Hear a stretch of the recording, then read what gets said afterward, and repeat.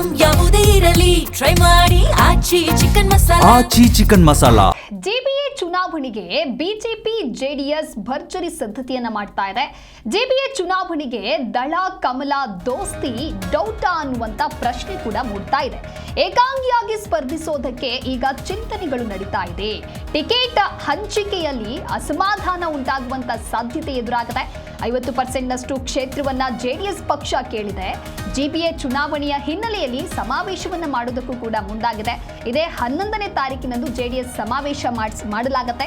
ಬಿಜೆಪಿಯ ಜೊತೆಗೆ ಮೈತ್ರಿ ಇದ್ರೂ ಕೂಡ ಸ್ವತಂತ್ರವಾಗಿ ಕಣಕ್ಕೆ ಇಳಿತಾರ ಅನ್ನುವಂತಹ ಪ್ರಶ್ನೆ ಈಗ ಮೂಡ್ತಾ ಇರುವಂತದ್ದು. 50% ಕ್ಷೇತ್ರವನ್ನ ಜೆಡಿಎಸ್ ಕೇಳಿದೆ, ಆದರೆ ಇದಕ್ಕೆ ಬಿಜೆಪಿ ಮಾತ್ರ ಒಪ್ಪಿಗೆಯನ್ನ ನೀಡಿಲ್ಲ. ಈ ಒಂದು ಹಿನ್ನೆಲೆಯಲ್ಲಿ ತ್ರಿಕೋನ ಸ್ಪರ್ಧೆ ನಡೆಯಲಿದೆ.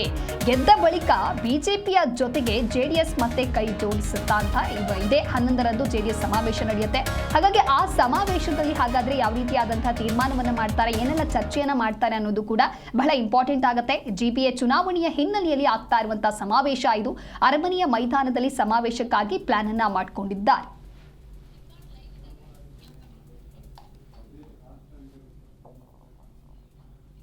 ಈ ಕುರಿತು ಮತ್ತಷ್ಟು ಮಾಹಿತಿಯನ್ನು ನೀಡ್ತಾರೆ ನಮ್ಮ ಪ್ರತಿನಿಧಿ ಜನಾರ್ದನ್ ಹೆಬ್ಬಾರ್ ಲೈವ್ ನಲ್ಲಿ ಜಾಯ್ನ್ ಆಗ್ತಾ ಇದ್ದಾರೆ. ಹೆಬ್ಬಾರ್, ಏನು ಬಿಜೆಪಿ ಜೊತೆಗೆ ಜೆಡಿಎಸ್ ಮೈತ್ರಿಯಲ್ಲಿ ಇದ್ರೂ ಕೂಡ ಸ್ವತಂತ್ರವಾಗಿ ಕಣಕ್ಕೆ ಇಳಿಯೋದಕ್ಕೆ ಮುಂದಾಗಿದ್ದಾರಾ ಜೆಬಿಎ ಚುನಾವಣೆಯ ಸಲುವಾಗಿ? ಜೊತೆಗೆ ಸಮಾವೇಶವನ್ನ ಮಾಡ್ತಾ ಇರುವಂತಹ ಪ್ಲಾನ್ ಏನು, ಅಲ್ಲಿ ಯಾರೆಲ್ಲ ಭಾಗಿಯಾಗ್ತಾರೆ, ಏನ್ ಚರ್ಚೆ ಆಗಬಹುದು?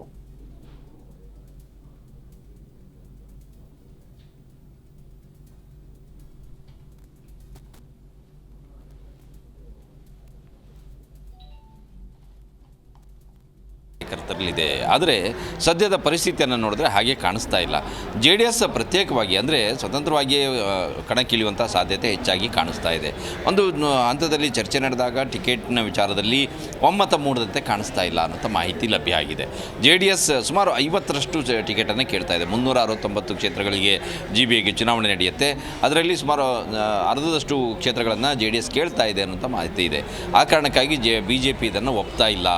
ಎಲ್ಲೆಲ್ಲಿ ಅಂದರೆ ಬೆಂಗಳೂರಿನಲ್ಲಿ ಜೆ ಡಿ ಎಸ್ನ ಶಾಸಕರಿಲ್ಲ, ಆದಾಗ್ಯೂ ಜೆ ಡಿ ಎಸ್ನ ಪ್ರಭಾವ ಅಥವಾ ಜೆ ಡಿ ಎಸ್ನ ಮತಗಳು ಎಲ್ಲೆಲ್ಲಿದ್ದಾವೆ ಅಂಥ ಕಡೆಗಳಲ್ಲಿ ಟಿಕೆಟ್ ಕೊಡಲಿಕ್ಕೆ BJP ಒಪ್ಪುತ್ತೆ. ಉಳಿದಂಥ ಕ್ಷೇತ್ರಗಳಲ್ಲಿ ಸಪೋರ್ಟ್ ಮಾಡಬೇಕು ಅನ್ನೋದು ಕೇಳ್ತಾ ಇದೆ. ಹೀಗಾಗಿ ಜೆ ಡಿ ಎಸ್ ಪಕ್ಷವನ್ನು ಬಲವರ್ಧನೆ ಮಾಡ್ಕೋಬೇಕು ಅನ್ನೋ ಕಾರಣಕ್ಕಾಗಿ ಸ್ವತಂತ್ರವಾಗಿ ಕಣಕ್ಕಿಳಿಬೇಕು ಅಂತ ಪ್ಲ್ಯಾನನ್ನು ಮಾಡ್ಕೊಳ್ತಾ ಇದೆ ಅನ್ನೋಂಥ ಮಾಹಿತಿ. ಯಾಕಂದರೆ ಈ ಹಿಂದೆ ದೇವೇಗೌಡರು ಒಂದು ಸುದ್ದಿಗೋಷ್ಠಿಯಲ್ಲಿ ಮಾತಾಡ್ತಾ ಹೇಳಿದರು, ಮೈತ್ರಿ ವಿಧಾನಸಭೆ ಮತ್ತು ಲೋಕಸಭೆ ಚುನಾವಣೆ ಸಂದರ್ಭದಲ್ಲಿ ಇರುತ್ತೆ, ಉಳಿದ ಸಂದರ್ಭದಲ್ಲಿ ನಾವು ಪ್ರತ್ಯೇಕವಾಗಿ ಹೋಗ್ತೀವಿ ಅನ್ನೋಂಥ ವಿಚಾರವನ್ನು ಅವರು ಹೇಳಿದರು.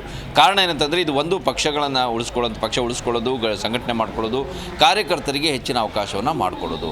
ಗೆದ್ದ ನಂತರದಲ್ಲಿ ಮತ್ತೆ JDS BJP ಮೈತ್ರಿ ಹಾಗೆ ಮುಂದುವರಿಯುವಂಥ ಸಾಧ್ಯತೆ ಇರುತ್ತೆ. ಆದರೆ ಸ್ಪರ್ಧೆ ಮಾಡುವಾಗ ಪ್ರತ್ಯೇಕವಾಗಿ ಸ್ಪರ್ಧೆ ಮಾಡಬೇಕಾದಂಥ ಸಂದರ್ಭ ಇದೆ ಅನ್ನೋಂಥ ಮಾತನ್ನು ದೇವೇಗೌಡರು ಹೇಳಿದರು. ಹೀಗಾಗಿ ಮುಂಬರುವಂತಹ GBA ಚುನಾವಣೆ ತ್ರಿಕೋನ ಸ್ಪರ್ಧೆ ಆಗುವಂಥ ಸಾಧ್ಯತೆ ಹೆಚ್ಚಾಗಿ ಕಾಣಿಸ್ತಾ ಇದೆ. ಕಾಂಗ್ರೆಸ್, BJP ಮತ್ತು JDS ಮೂರೂ ಸಹಿತ ತಮ್ಮ ತಮ್ಮ ಶಕ್ತಿ ಅನುಸಾರ ಸ್ಪರ್ಧೆಯನ್ನು ಮಾಡಲಿಕ್ಕಿದ್ದಾರೆ. ಹೀಗಾಗಿ 369ರಲ್ಲಿ BJP JDS ಹೆಚ್ಚಿನ ಸ್ಥಾನಗಳನ್ನು ಪಡ್ಕೊಂಡ್ರೆ ಅಲ್ಲಿ ಮೈತ್ರಿಯಾಗಿ ಅವಕಾಶಗಳು ಇರುತ್ತೆ ರಚನೆ ಮಾಡಲಿಕ್ಕೆ, ಅಧಿಕಾರವನ್ನು ಹಿಡಿಲಿಕ್ಕೆ. ಆದರೆ ಈಗ ಟಿಕೆಟ್ ಹಂಚಿಕೆ ವಿಚಾರದಲ್ಲಿ ಆಗಿರುವಂಥ ಗೊಂದಲವನ್ನು ಸರಿಪಡಿಸುವಂಥ ಪ್ರಯತ್ನ ಆಗುತ್ತಾ, ಅದು ಕೂಡ ಇರುವಂತಹ ಕುತೂಹಲ.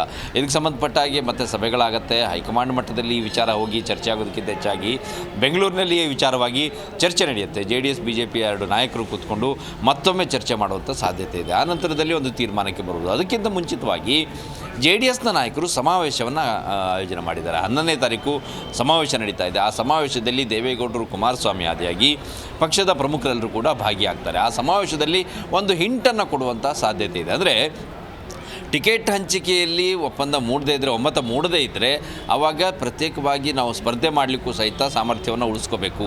ಆ ಕಾರಣಕ್ಕಾಗಿ ಒಂದು ಕ್ಷೇತ್ರದಲ್ಲಿ ಪ್ರತಿ ಕ್ಷೇತ್ರದಲ್ಲೂ ಪ್ರತಿ ವಾರ್ಡ್ನಲ್ಲೂ ಸಹಿತ ತಮ್ಮ ಸಂಖ್ಯೆಯನ್ನು ಹೆಚ್ಚಿಸ್ಕೊಳ್ಬೇಕು, ಕಾರ್ಯಕರ್ತರ ಸಂಖ್ಯೆಯನ್ನು ಹೆಚ್ಚಿಸ್ಕೋಬೇಕು, ಸಂಘಟನೆ ಮಾಡಬೇಕು, ಅದಕ್ಕೆ ಬೇಕಾದಂಥ ಎಲ್ಲ ಸಿದ್ಧತೆಯನ್ನು ಮಾಡ್ಕೊಳ್ಬೇಕು. ಅಭ್ಯರ್ಥಿಗಳು ಈಗಲಿಂದನೇ ತಯಾರಿಯನ್ನು ಮಾಡ್ಕೋಬೇಕು. ಒಂದು ವೇಳೆ ಮುಂದೆ ಮೈತ್ರಿಯಾಗಿಯೇ ಸ್ಪರ್ಧೆ ಮಾಡುವಂಥ ಸಂದರ್ಭ ಬಂತು ಅಂದರೆ ಆವಾಗ ಪ್ರಶ್ನೆ ಬೇರೆ. ಆದರೆ ಎಲ್ಲದಕ್ಕೂ ಕೂಡ ಸಿದ್ಧವಾಗಿರುವಂಥ ರೀತಿಯಲ್ಲಿ ಪಕ್ಷ ಸಂಘಟನೆ ಆಗಬೇಕು ಅನ್ನೋ ಕುರಿತಾಗಿ ಸಮಾವೇಶದಲ್ಲಿ ದೇವೇಗೌಡರು ಮತ್ತು ಕುಮಾರಸ್ವಾಮಿ ಇಬ್ಬರು ಕೂಡ ಹೇಳುವ ಸಾಧ್ಯತೆ ಇದೆ.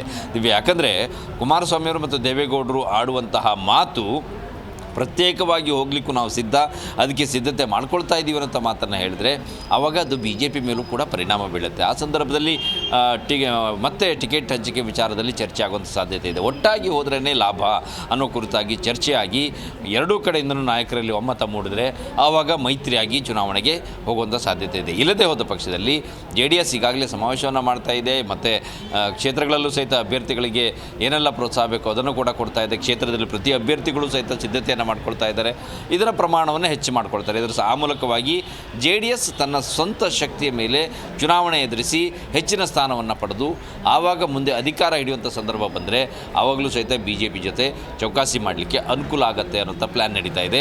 ಇದು ಸದ್ಯಕ್ಕೆ ಪ್ರಾಥಮಿಕವಾಗಿರುವಂಥ ಮಾಹಿತಿ. ಮುಂದೆ ಇದಕ್ಕೆ ಸಂಬಂಧಪಟ್ಟಾಗೆ ಮೀಟಿಂಗ್ಗಳಾದರೆ ಒಂದಷ್ಟು ಬದಲಾವಣೆ ಆದರೂ ಕೂಡ ಅಚ್ಚರಿ ಇಲ್ಲ. Divya, okay, thank you Hebbar ನಿಮ್ಮೆಲ್ಲ ಮಾಹಿತಿಗಾಗಿ.